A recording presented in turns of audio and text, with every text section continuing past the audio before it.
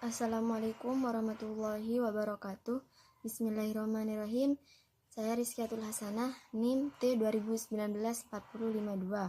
Di sini saya akan menjelaskan karakteristik butir soal keberfungsian pengecoh. Sebelum kita masuk pada pembahasan keberfungsian pengecoh, terlebih dahulu kita harus mengetahui tingkat kesukaran dan beda daya soal.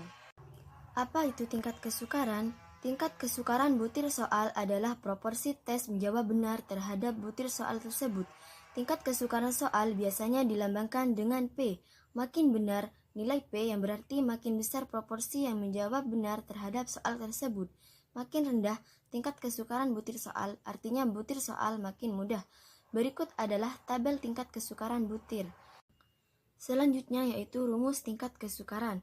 Untuk pilihan ganda, P sama dengan B per JS. Keterangan, P di sini artinya indeks kesukaran, B artinya jumlah yang menjawab benar, JS artinya jumlah peserta tes.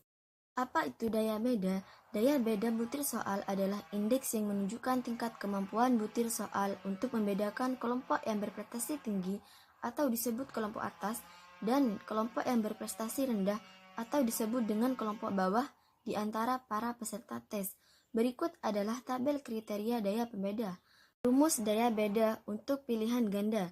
Daya beda sama dengan JBA dikurangi JBB per setengah N. Keterangan, JBA artinya jumlah jawaban benar pada kelompok atas, JBB jumlah jawaban benar pada kelompok bawah, N artinya jumlah peserta tes. Apa itu keberfungsian pengecoh? Berfungsi tidaknya suatu pilihan dapat dilihat dari berfungsinya pengecoh ketika butir soal dianalisis.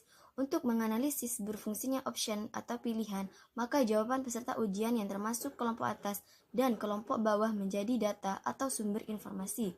Distribusi jawaban kedua kelompok untuk setiap butir dimasukkan dalam suatu tabel. Berikut adalah soal pilihan ganda yang saya buat.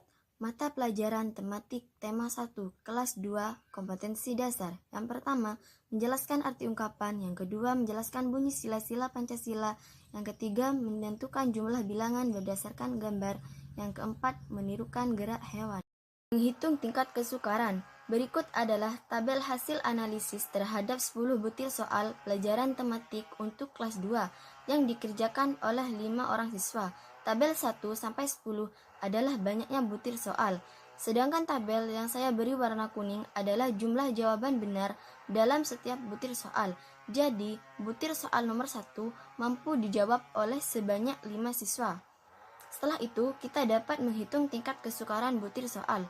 Misalnya, kita hitung tingkat kesukaran butir soal nomor 1, maka P sama dengan B per JS sama dengan 5 per 5 sama dengan 1. Berdasarkan kriteria yang disajikan pada tabel tingkat kesukaran, maka indeks kesukaran butir soal nomor 1 tergolong mudah.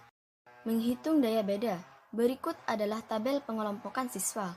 Tabel yang diberi warna biru adalah kelompok atas, sedangkan tabel yang diberi warna merah adalah kelompok bawah. Karena peserta tesnya ganjil yaitu sebanyak 5, maka peserta yang mempunyai nilai paling rendah tidak perlu dimasukkan dalam kelompok. Sedangkan tabel yang diberi warna kuning adalah jumlah jawaban benar yang mampu dijawab oleh siswa dalam 10 soal. Setelah kita mengelompokkan menjadi kelas atas dan kelas bawah, maka kita dapat menghitung daya butir soal. Misalnya yang kita hitung itu adalah daya butir soal nomor 5. Maka daya pembeda sama dengan jumlah jawaban benar kelompok atas dikurangi jumlah jawaban benar kelompok bawah per setengah jumlah banyaknya peserta tes sama dengan 2 dikurangi 1 per setengah 4 sama dengan 1 per 2 dan hasilnya adalah 0,4. Berdasarkan kriteria yang disajikan pada tabel daya beda, maka butir soal nomor 5 tergolong buruk. Berfungsian pengecoh. Soal yang akan kita analisis adalah soal nomor 2. Berikut adalah bentuk tabelnya. Jadi jawaban yang benar adalah jawaban yang C yang diberi tanda bintang. Yang memilih pengecoh A dan B terutama peserta ujian kelompok bawah. Dengan demikian dapat disimpulkan bahwa pengecoh berfungsi sebagai jawaban salah. Jadi butir nomor 2, butir soal nomor 2, semua option atau pilihan sudah berfungsi. Kurang lebihnya mohon maaf. Wassalamualaikum warahmatullahi wabarakatuh.